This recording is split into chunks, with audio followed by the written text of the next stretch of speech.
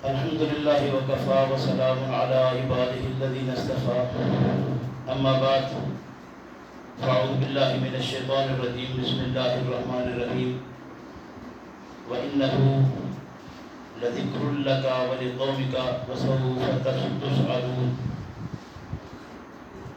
فرمایا کہ اے پیغمبر صلی اللہ علیہ وسلم یہ قرآن آپ اور آپ کی قوم کے لیے نصیحت کا پیغام ہے،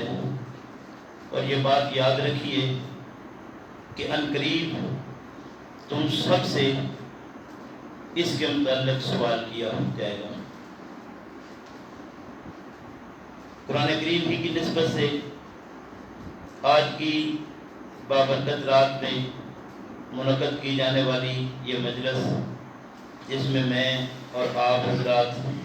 اس وقت حاضر ہیں،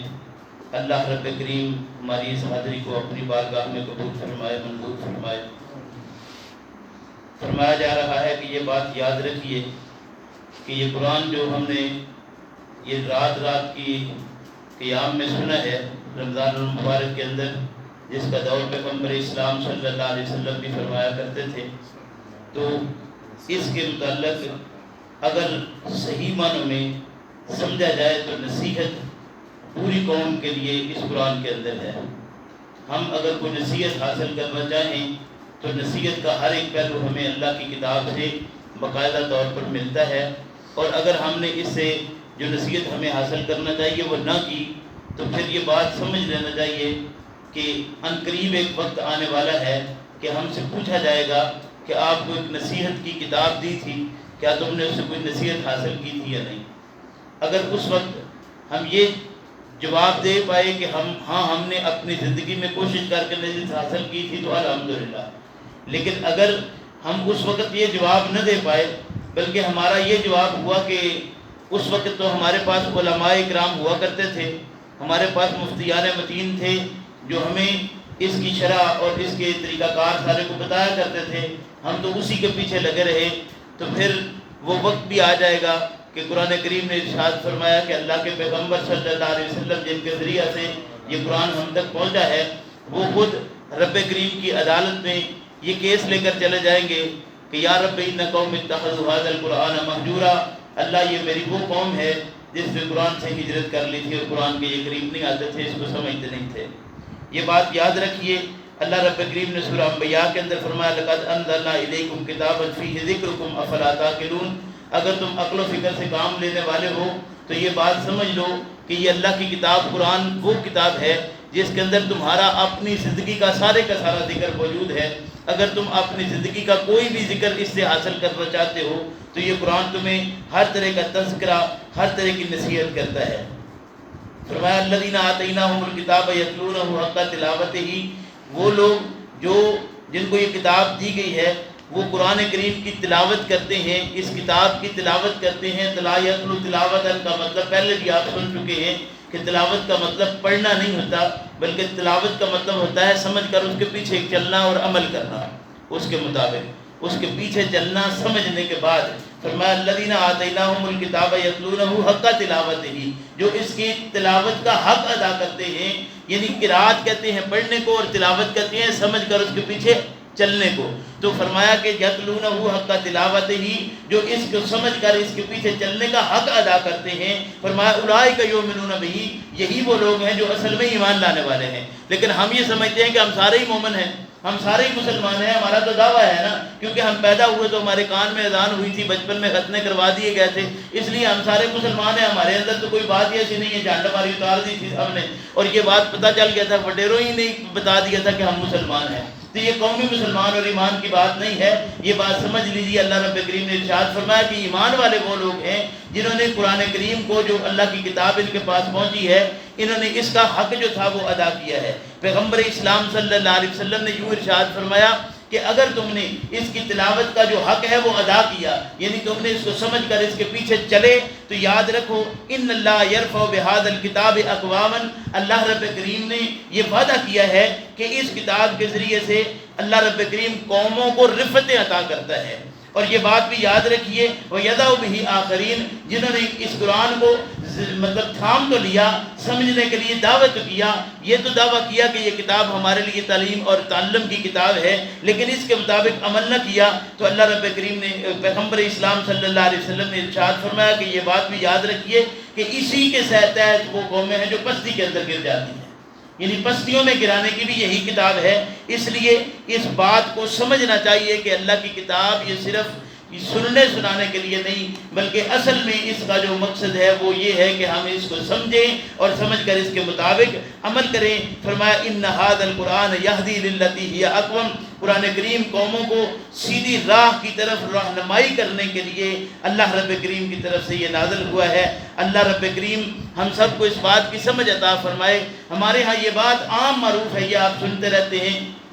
کہ دیکھیں جی قرآن سمجھا نہیں جا سکتا، قرآن کی تعلیم کیسے ہم لے سکتے ہیں، ہم اس کو کیسے سمجھیں گے، یہ تو عربی میں ہے، ہم اردو جاننے والے ہیں، ہم تو پنجابی میں بات کر سکتے ہیں، ہمیں تو پتہ ہی نہیں ہے اس بات کا۔ تو میرے بھائیوں، یہ قرآن کریم ایک ایسا عربی زبان ایک ایسی زبان ہے جس کو تھوڑا سا آپ قریب ہو کر دیکھیں، یہ اللہ کے فضل و کرم سے آپ کو اس طرح سمجھ آئے گی کہ آپ ایک ایک چیز کو اس میں سے خود بخود سمجھتے چلے جائیں گے۔ اور جو باتیں یہ لوگ کہتے ہیں وہ ساتھ ہی جب دوسری طرف جائیں گے تو ظاہر ہے وہ روایات کی طرف جائیں گے تو کتب روایات بھی تو ہمیں عربی میں ہی ملیں گی، وہ کہاں ہمیں۔ یہ الگ بات ہے کہ وہ تحریر کرنے والے بھی عربی نہیں ہیں، جو تحریر کرنے والے ہیں وہ سارے فارسی اور ادھر ادھر سے اکٹھے لوگ ہیں، وہ کوئی عربی لوگ نہیں ہیں جنہوں نے یہ اتارے۔ اور یہ کتاب جو قرآن کریم ہے یہ پیغمبر اسلام صلی اللہ علیہ وسلم پر جو نازل ہوئی وہ عربی میں نازل اس لیے ہوئی ہے کہ پیغمبر اسلام صلی اللہ علیہ وسلم جس علاقے میں آئے، آپ صلی اللہ علیہ وسلم کی وہ اپنی زبان جو ہے وہ عربی تھی، اس لیے اللہ رب کریم نے قرآن کریم کو عربی میں نازل کیا ہے۔ اور یہ بڑی ایک جامع کتاب ہے اور بڑی مطلب جامع زبان ہے جس میں یہ نازل ہوا۔ اور پیغمبر اسلام صلی اللہ علیہ وسلم کا کوئی الگ طریقہ نہیں، آپ صلی اللہ علیہ وسلم کے متعلق ان روایات سے ہی یہ بات بھی ملتی ہے۔ سیدہ عائشہ صدیقہ رضی اللہ عنہا نے فرمایا تھا کہ اگر تم دیکھنا چاہتے ہو رسول اکرم صلی اللہ علیہ وسلم کا اسوہ تو یہ بات یاد رکھو کہ انہ خلق القرآن، پیغمبر اسلام صلی اللہ علیہ وسلم کا مکمل طور پر خلق جو ہے وہ آپ یعنی مجسم خلق تھے،